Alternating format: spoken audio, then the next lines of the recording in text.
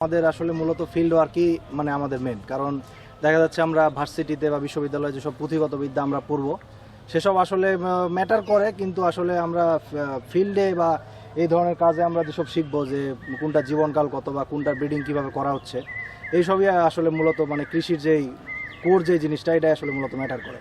এটা যথেষ্ট সহায়ক ভূমিকা হিসাবে কাজ করতেছে, কারণ এই প্লটগুলো থেকে দেখা যাচ্ছে আমরা নতুন ভ্যারাইটি বা বিভিন্ন ডেভেলপ ভ্যারাইটি যেসব আছে ওসব আমরা আরও উন্নত করে সব আরও ট্রায়াল ফেস করতে পারতেছি, যার কারণে আমরা এইসব এই এলাকা বা বরেন্দ্র অঞ্চলের আরও এসব যেসব এলাকায় আছে বা যেসব লবণাক্ত এলাকায় ওসব এলাকায় আমরা ট্রায়াল করে আমরা যদি কৃষকদের তাদের বোঝাইতে সমর্থ হই যে এসবের একটু মানে ইল্ড বেশি বা উৎপাদন ক্ষমতাটা বেশি, তারা বেশি মুনাফা অর্জন করতে পারে এসব চাষ করার মাধ্যমে, তাহলে হয়তো তারা দেখা যাচ্ছে আগ্রহ হবে আরও।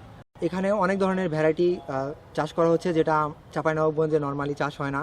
সেটা কৃষকরা সেটা সম্পর্কে জানতে পারছে এবং সেটা সম্পর্কে জানতে পেরে চাষ করার জন্য তারা উদ্বুদ্ধ হচ্ছে। আমরা এখানে আমাদের ইউনিভার্সিটি থেকে এসে আমরা এখানে প্র্যাকটিক্যালি হাতে কলমে একটা জাতের প্রথম থেকে শেষ পর্যন্ত আমরা জানতে পারতেছি, হাতে কলমে শিখতে পারতেছি। সেই জাতটা কতদিনে হচ্ছে, পোকামাকড়ের আক্রমণ থেকে শুরু করে কেমন কি ধরনের প্রোডাকশন আসতেছে সেটা সম্পর্কে আমরা ধারণা পাচ্ছি। এটা একটা ভালো উদ্যোগ, আমি অ্যাপ্রিসিয়েট করি আসলে। কিন্তু এখানে যে ব্যাপারটা হচ্ছে যে আমাদের দেশে কিন্তু দুটো চল এখন চালু হয়েছে। একটা হচ্ছে হাইব্রিড ফসল আমরা করছি, আর একটা স্থানীয় জাতের। মানে কৃষককে কিন্তু হাইব্রিড দিয়ে কিন্তু ফসল বেশি হচ্ছে, বাট বীজ থাকছে না।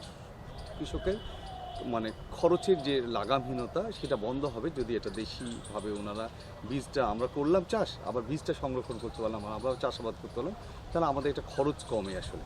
এবং এটা বাজারজাত করাও কিন্তু সহজ হবে, উৎপাদনমুখী হতে হবে, উৎপাদন বেশি হতে হবে। মানে হাইব্রিডের সাথে আমাদের যে লোকাল ভ্যারাইটিসগুলো ওনারা এত কষ্ট করে গবেষণা করে আবিষ্কার করেছেন আসলে আমাদের জন্য, এটা পরীক্ষা নিরীক্ষা করে যদি আসলে সব কিছু করা শুরু হয়। এখন জানেন বিরূপ একটা আবহাওয়া চলছে আসলে পুরো দেশব্যাপী। তো এবং আমের এলাকা একটা ক্রপ ডাইভার্সিফিকেশনের যে জায়গাটা যদি করতে পারে আর কি, ওনারা আমাদেরকে যদি প্রপার গাইডলাইনটা দিতে পারবে এবং সেখানে কীটনাশকের ব্যবহার কম হবে, প্লাস্টিক ফার্টিলাইজারের ব্যবহার কম হবে, তাহলে কিন্তু ভালো হবে। আমার কাছে সোফার ভালো লেগেছে আসলে। আমরা এ ধরনের ক্রপ মিউজিয়াম বা আমাদের আম গবেষণা কেন্দ্র সহ যত সরকারি এ ধরনের প্রজেক্ট আছে বা যত ধরনের আমাদের কৃষিভিত্তিক যত ফার্ম আছে, আমরা এখানে অবশ্যই এখানে বা আমাদের লেখাপড়া জীবনের পাশাপাশি আমরা আসার জন্য এখানে আমাদের চেষ্টা করি, কারণ এ ধরনের কাজগুলা থেকে আমাদের অনেক অভিজ্ঞতা হয় এবং এই ধরনের কাজগুলো দেশকেও অনেক বেশি কৃষিতে অবদান রাখছে বলে আমি মনে করি। চাঁপাইনবাবগঞ্জ জেলাতে যেন কৃষক ভাইয়েরা লাভজনক উপায়ে ফসল উৎপাদন করতে পারেন, শস্যের নিবিড়তা যেন বৃদ্ধি পায়, সার্বিকভাবে কৃষি এবং কৃষকের যেন উন্নয়ন সাধিত হয়। সেক্ষেত্রে আপনার এই যে ফসলগুলো যে প্রদর্শনী স্থাপন করেছে এবং যে আমাদের ফলাফলে যে প্রতিমান হয়েছে, এগুলো এই এলাকার জন্য ফিট হবে। যে সরিষার জাতগুলো, সে সরিষার জাতগুলো অনায়াসে এখানে উৎপাদন করা সম্ভব। একটা হলো সে ফলনও ভালো দিবে, পাশাপাশি ফসল ধারাতেও সেট করা যাবে। পরবর্তীতে যদি আমি আলু ফসলের কথা বিবেচনা করি, আলুর যে 5টি জাত এখানে নির্ধারণ করেছে, 5টি জাতই হলো এই এলাকার জন্য উপযোগী হবে ফলন এবং তার জীবনকালের বিবেচনায়। পরবর্তীতে আরও আমরা নূতন জাত নিয়ে আসবো আগামী বছর বা তার পরবর্তী বছরে। আরও কতগুলো জাত এখানে সম্ভব বাড়ি উদ্ভাবিত, সে বিষয়ে আমরা লক্ষ্য রাখবো এবং আমাদের এই প্রদর্শনী আওতায় নিয়ে আসবো। এখানে কয়েকটা বিষয় আমাদের লক্ষণীয়। একটা হচ্ছে যে আম বাগান আমাদের এখন কমার্শিয়াল আম বাগান, আমরা গাছগুলোকে ছোট রাখতেছি, স্পেসিং কমিয়ে দিয়েছি এবং সেই স্পেসিংয়ের ভিতরে ইন্টারক্রপ হিসাবে আমরা বিভিন্ন সবজি বা অন্যান্য ক্রপও কিন্তু চাষাবাদ করতে পারি।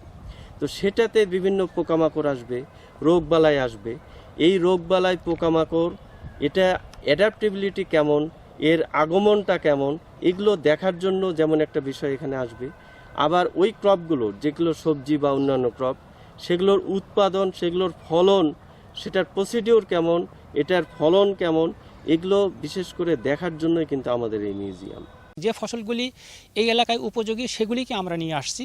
এখানে কন্দাল ফসল আছে, এখানে তৈলবীজ ফসল আছে, এখানে সুপার ফুড যেগুলি সেগুলি আছে, মশলা জাতীয় ফসল এখানে আছে, এই ধরনের ফসল ভেজিটেবলস আছে আমাদের অনেকগুলি। এগুলি নিয়ে এই এলাকায় যেগুলি উপযোগী হবে তার শস্য প্যাটার্নে যেটা সেট হবে, কৃষক এখান থেকে সিদ্ধান্ত নিতে পারবে। সেই অনুযায়ী আমরা এটা করেছি এবং কৃষক এখানে এসে এটা যেটা তারা পছন্দ করবে সেটা উৎপাদনের জন্য যে প্রযুক্তি দরকার সেটা তারা আমাদের কাছ থেকে তারা নিতে পারতেছে এবং আমরা তাদেরকে সহযোগিতা করতেছি। তাহলে কৃষক খুব সহজে তার ফসলটি করতে পারবে।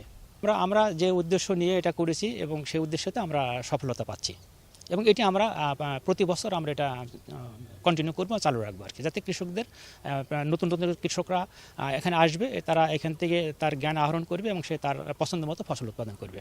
আমরা ইতিমধ্যে